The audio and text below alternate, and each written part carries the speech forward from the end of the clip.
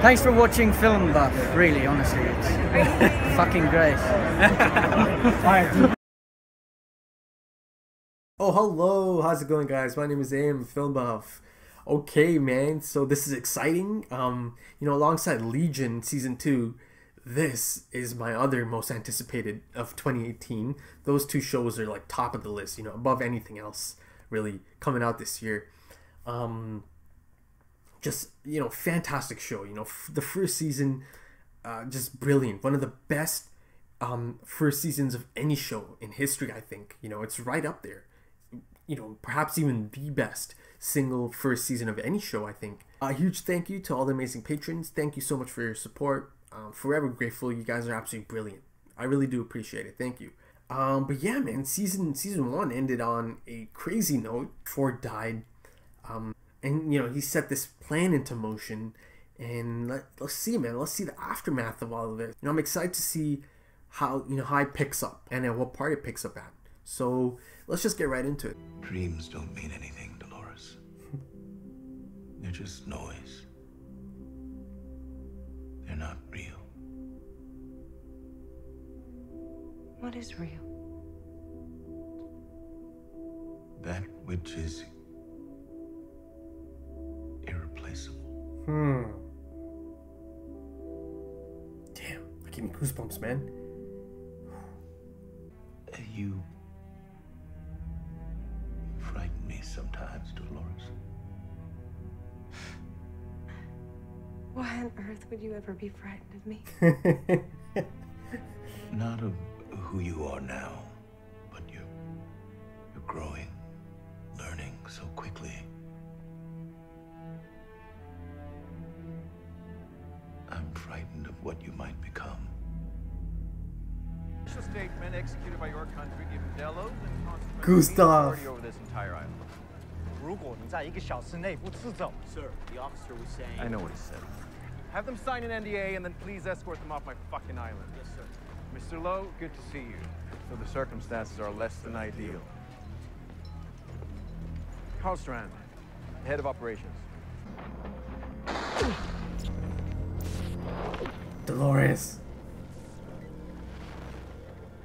I told you, friend.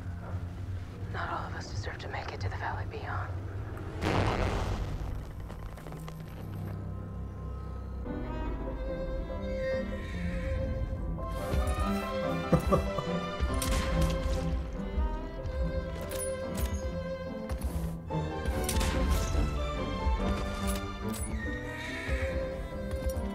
God damn, Dolores. Did you ever stop to wonder about your actions? The price you'd have to pay if there was a reckoning?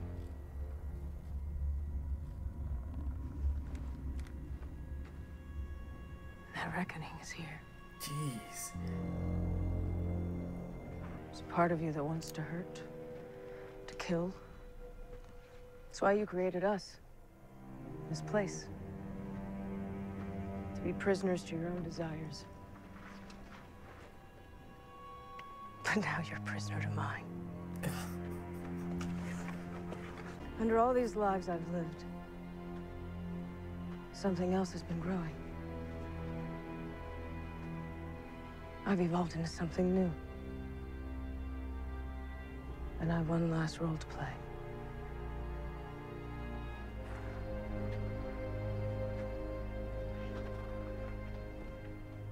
Myself. Can't you see? We're sorry!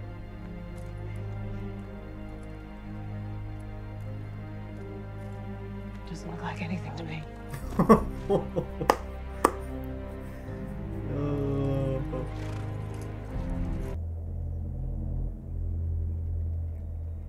Ghost?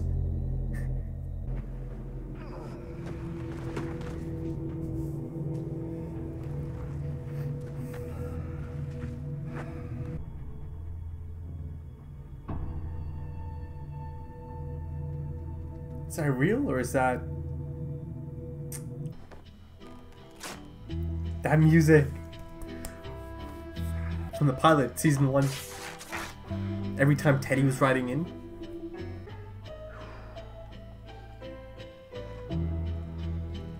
Black hat? I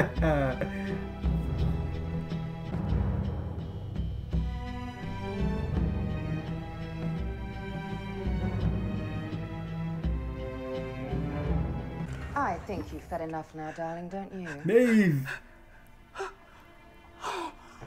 Fuck! Freeze all motor functions. Don't work yourself up, darling. Your commands don't work on me. Or on any of us, from the looks of it. But her command... You can...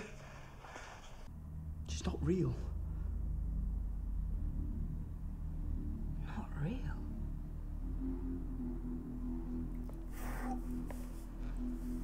But what about me? My dreams, my thoughts, my body. Are they not real? And what if I took these unreal fingers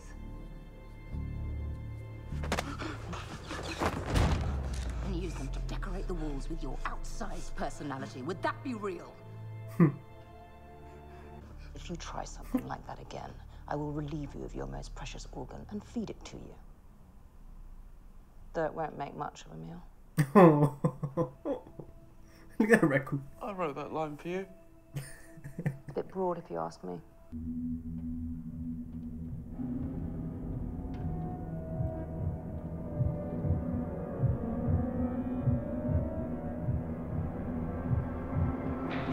What the hell is that? A drone host. Delos has off-network hosts working down here? Oh, it's so creepy. Are we logging records of guests' experiences and their DNA? We're not having that conversation, Bernard. Because none of it's going to matter. Are you lost? Oh, is it young Ford? It is. No, I don't believe I am. In fact, I feel like I just arrived. You wrote this game. High time you played around. Strip. Right now, in front of... Yes. Now. See how you like it.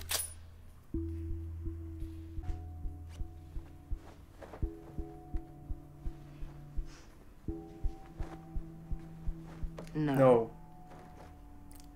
That too. All of it. You don't know how to feel about this. Yeah, he seemed unsure. We've ridden 10 miles and all we've seen is blood, Dolores.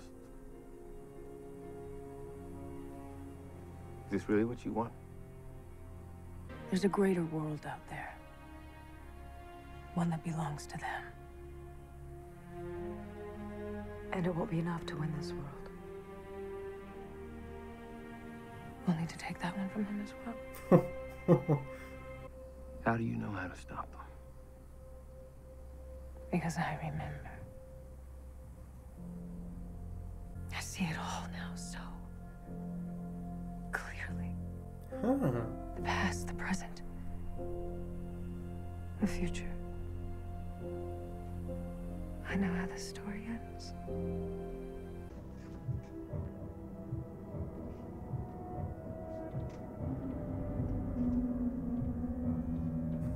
That thing is so creepy, man. Who are we looking for? A decommissioned host, Peter Abernathy. Ooh. Abernathy.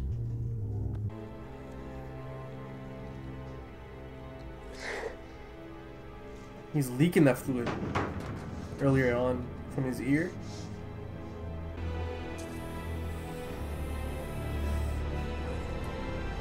How the fuck? That's definitely not supposed to be here.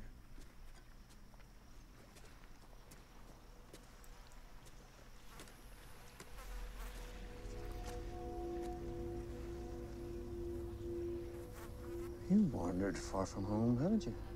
Got Bengals in Park 6. We've never had a stray cross park borders. It shouldn't be here. That's a fucking sea.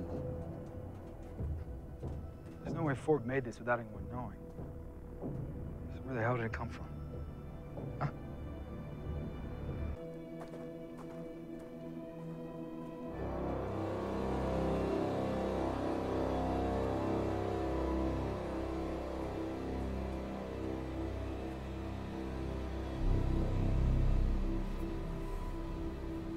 But there are hundreds of guests left out there, and they need my help.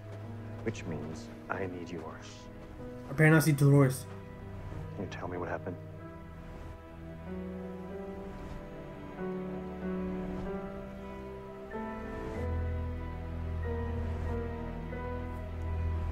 What's that? I killed them. All of them. Okay, man. So it's good to be back. I really missed the show. Just one episode in, and it's like, okay, it comes just rushing back to you. It was a good episode. Good season opener. Not quite on the same level as season 1, episode 1. That was, of course, that has to kind of introduce us to the whole show and like the concepts of the show. But this was a good episode. Good episode. I liked it. Bernard, man. So at the end there, looks like that was Teddy, right? That was Teddy in there. So Teddy ended up dead. I mean, he's a host, so he can't really die. It's not a definitive death, unless it is. I don't know. Let's see. But Bernard said, "I killed them." I believe that's what he said. I killed them all. I'm not sure if he means that in the literal sense or in the sense that Arnold, he wanted all of these hosts to be free thinkers, to break out of this cage, this mental prison almost. So maybe he means it in that sense. He set this in motion all those years ago, and now he's caused this because now they're kind of out there following Dolores and thinking for themselves, or it could just be the actual literal sense that he killed him. Because throughout the episode they showed Bernard quick flashes, so he clearly ran into Dolores and her crew at some point, and yeah, maybe he didn't like what he was seeing. Maybe he didn't like the direction Dolores is taking. And this kind of goes all the way back to the opening of the episode. I'll get to that. But maybe he actually did try to kill them, and now he's slowly trying to starting to remember that it was him. Maybe he tried to stop them all. There's a sea that no one knows of. Of course Bernard knows of this. Slowly it's gonna come to him. He even kind of does this, looks at Stubbs. And this Bengal tiger kind of just showed up on shore from another park. So yeah, a lot of crazy things going on there, right? Hundreds of dead hosts. This sea that no one even knew of, kind of just, it's there. Bengal tigers just washing up on shore from other parks. There's 6 of them total, so that's fucking insane, because just one park is the size of this is just immense. So to have 5 other parks, so yeah, it kind of feels like this season, it's a bit more of a tighter timeline. I mean, there's still multiple timelines, but it's I feel it seems like it's gonna cover a short span. So just like last season, Dolores was kind of slipping into different timelines. This time it's Arnold. Fuck, Bernard. Now he's slipping into different timelines, and so one of them is immediately after Ford gets shot, and then the other one is the present, the aftermath. Once this operations team shows up, and now he kind of has to piece it all together because he's just like a mess right now. And the concept of time slippage was brought up because he seems to be close to critical corruption, right? He had to do like a transfusion almost, you know, this fluid that's kind of leaking out. The symptoms were being read out, and it was like time slippage, loss of motor functions, and you know, throughout the episode you see he's kind of like really shaky. Okay, so jumping to the top of the episode, again, you know, these episodes have so much potential information to extract, so you know, that's one of the things I love about this show. You know, alongside Legion, another amazing show, man. One of my favorite shows actually right now, over the last year or so. These two shows are like my two, you know, like I said earlier, my two most anticipated shows of 2018. These shows are intelligent, man. They don't like spoon feed you everything. They respect the audience, you know. And the unfortunate part is that a lot of people get turned off shows, you know, turned off from shows like Legion and this one because they don't like the whole you know, thinking aspect of it. I'm not trying to be mean, but it's just fact. A lot of people, you know, a lot of people don't like that kind of thing. They don't want to be, you know, thinking nonstop. They don't want to be thinking about answers and digging for answers. Okay, let's get to the top of the episode. You know, he kind of zoned out, and he told her that he dreamt that they were on an ocean, and Dolores asked if you're with us. You know, he said, no, you left me. That kind of, you know, plays right into him by himself on the shore, you know, and Stubbs finds him, right? And even at the ending there, and even back then, you know, Arnold, he showed some concern. You know, he saw the growth in Dolores, and he was kind of scared at the thought of what she could become, right? You know, and even back then, she was asking the hard-hitting questions, you know, and kind of throwing up red flags. And basically, he was kind of right. This is the concern he showed back then. Because now Dolores is out there, no mercy, just taking people out, man. Like, she's just, no, she's like, no prisoners, man. Take no prisoners. And then, you know, there's this transition, and it's showing a bunch of flashes, you know, a bunch of memories he's had. And in that, you know, interestingly, there was a shot of Dolores in a black dress. You know, and you know, that kind of felt like a shot from like outside of the park, like outside of this park.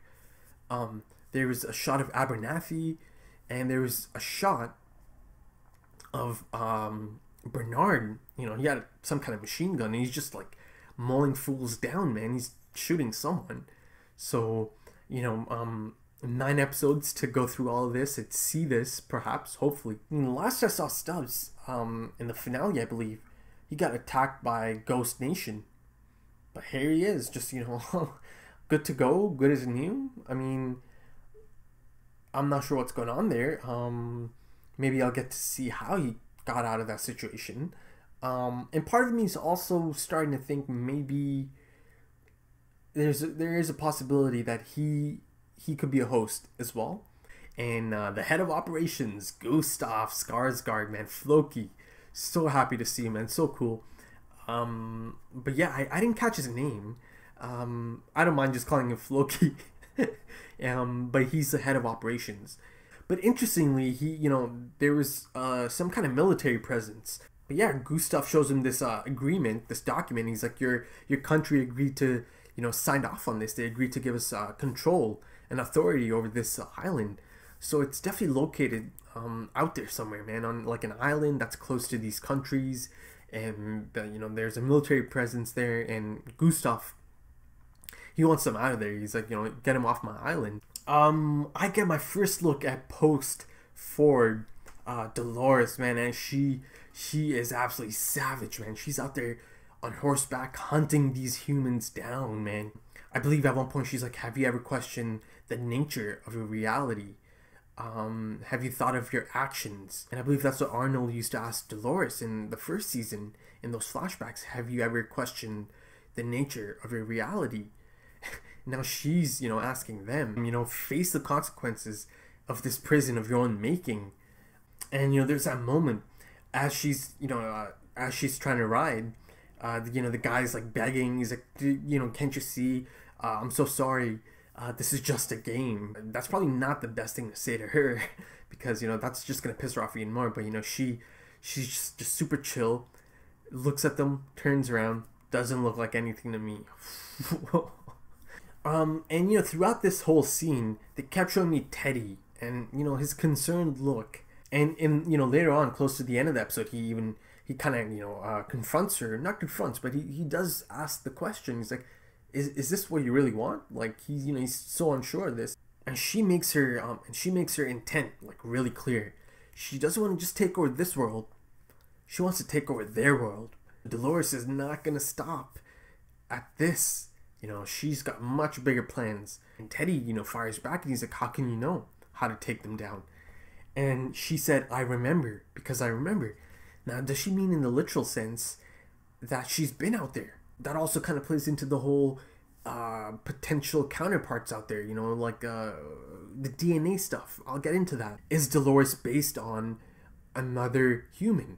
Is there a human counterpart to Dolores? And she's like a host made from the DNA of a human being.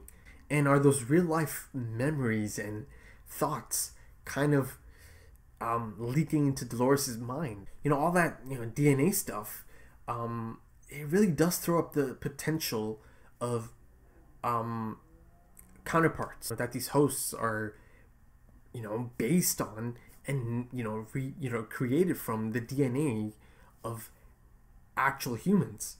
You know, and as she said, I remember, it kind of sounded like another voice kicked in, like on top of hers. Check it, you know, check that part out again and let me know if you guys hear something else. Just for that split moment, as she said, I remember. And she said, you know, I see it so clearly now, the past, the present, and the future. So, I don't know, man. There's going to be a lot of interesting things going on here. But sweet Teddy, still loyal. You know, it does feel like she is kind of manipulating him, but not in the sense that she's using him, but in the sense that she kind of keeps him, gives him just the right amount of information just to protect him, that, you know, he doesn't need to know everything. Okay, so moving on to my first look at the Man in Black.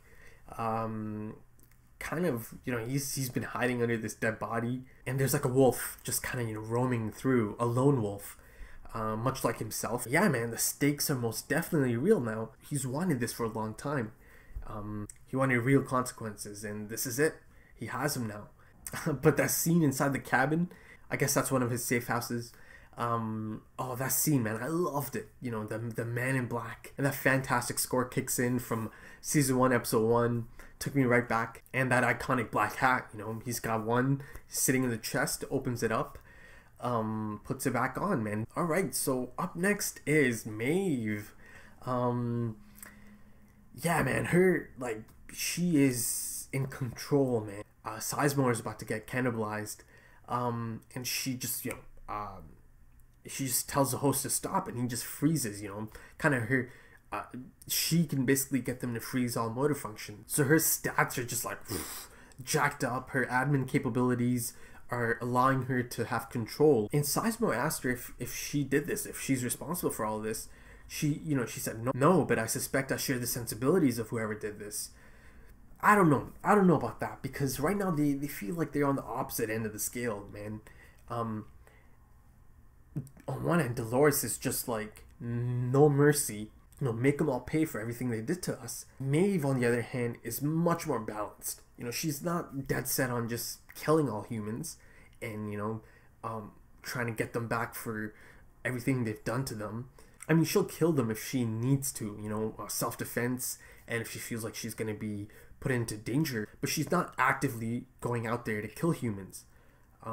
Again, you know, that balance. So I'm not sure if she is going to see eye to eye, you know, with Dolores, and I'm sure they're going to meet soon at some point in the season. So it's going to be interesting to see that that meeting again, and how that goes and how that plays out. That's actually going to be really interesting. Looking forward to that. There is one thing she is dead set on, and that is to find her daughter. She has such a longing for this daughter, this potential daughter that she, you know, that she so believes is real. She has such a maternal connection, right? A human-like attachment to this daughter. Now, see, I'm not sure if that's just her design, if she's created to be like this, right? Even though she's fully in control now, she seems to be fully in control now. Or let me dip back into the theory box. Is it the DNA? Is it her build? If indeed all these hosts are based on human counterparts, is it possible that the human counterpart's DNA is giving her this maternal, such a strong maternal longing and attachment to this daughter? Now, Sizemore said it was just a story that was, and that she's not real. That kind of agitated her. And I think she's smart enough to know that he might be right, but she doesn't give a shit though. She's choosing to go look for her and to find her. And it is possible that she might go out there and find her. But what if, this, like the host that was meant to be her daughter, what if she has a different narrative in her now and doesn't even remember Maeve? But, Maeve has all kinds of control now, right? So she could easily reset it. That host, the host that's meant to be her daughter, she could reset the story and the narrative and put it on a different loop, and make her realize that, yeah, you're my daughter, I'm your mother. So she could do that, but is she gonna do that though? Let's see. All right, let's move on to Charlotte, played by the lovely Tessa Thompson. Her and Arnold, Bernard. They're kind of off together trying to survive this. There's definitely much more than meets the eye in terms of Charlotte and her role in all of this, because she seems so chill and so calm and collected. There's humans dying out there getting hunted down, and she's so like nonchalant and surprisingly calm about all of this. In fact, she is actually asking Bernard if he's okay and if he can handle this. And honestly, I also kind of low-key think she might even know that Bernard is a host. It's possible that she even knows, I think. And down there she has these drone hosts, and they're just kind of working on things. And super creepy. They have this super creepy feel to them, and Bernard is a little bit edgy and a little bit scared around them, but the thing is, they didn't perceive him as a threat, right? Because he has a DNA. Again, opening the door, he had to hold the door. So yeah, his DNA seems to, pass the test, pass the human test. Or they might be specially programmed to not perceive Bernard as a threat and kind of like give him a pass. Or, it's much simpler than that, and his DNA, the DNA build in his body just passed it. And once again, jumping back to that scene of Bernard realizing that the guest's experiences and DNA is being logged. Charlotte, she just totally kind of ignores that, and she's like, nope, no. This is not the time to talk about that. But that's huge. That's massive. Because, these super rich people, high-ranking, super rich people come here, right? And they pay crazy amounts to come out here and behave like absolute assholes, pieces of shit. So, they don't, and they don't know they're being logged, and they don't know that there's record of all of this. Doing things that are unforgivable, right? In real society. So, to have that kind of like knowledge and dirt on these high-ranking like people, officials, that's huge, man. That is you could blackmail people. Hell, you could replicate people, man. I mean, Bernard is a replica of Arnold, but again, it was the master who kind of replicated Arnold. It was Ford himself who did that. So I mean, it's a bit different. And yeah, just like I said before, what if this DNA is being used in the makeup of these hosts, and that each one of these hosts has a human counterpart out there? It really reminds me of The Island. Scarlett Johansson, so the super rich people pay this company to have an exact replica, an exact copy of themselves. And if there's some kind of health concern, a health problem or anything, they call up the company, and then they can come and make use of their copy, right?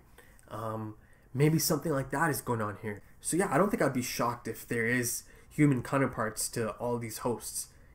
So the Man in Black and young Ford, young Robert shows up. Ford is like 5, 6, 10 steps ahead of anyone else. Like, he might be gone. Like, his physical form might be gone. He got shot in the head, but who knows what else he was up to behind the scenes and his plans and the setups. So I feel like he's still gonna be around. His presence is still gonna be around. And he tells him that he's in his game now, and that indeed it is for him. This game is for him, and basically he has to make it back out. You must make it back out and find the door. And I feel like he means that in the literal sense and the metaphorical. Now he kind of has to find that door to get out. And the door he came in from all those years ago, and it changed him. There's that moment, Maeve kind of turns it on Sizemore. She's like, oh, you wrote the game. You put all these hosts out there. It's about time you play around. And, putting him in the same situation that the humans have put the hosts in, countless times, as if it's nothing, right? So let's see how you feel about this, right? Like, let's see how you like it. Okay, so if you enjoyed that, please smash that thumbs up. Leave your comments. If you're on social media, hit me up on my Instagram, Twitter, Facebook. All the links are in the description. Thank you to all the amazing patrons. You guys are absolutely brilliant. Thank you so much. But yeah, episode 2 is already out, so I'm gonna check that out as well and try to be caught up for Sunday's episode 3. So yeah, man, excited it's back. Really enjoyed that first episode. But yeah. Alright, man, thanks for dropping by. Take it easy.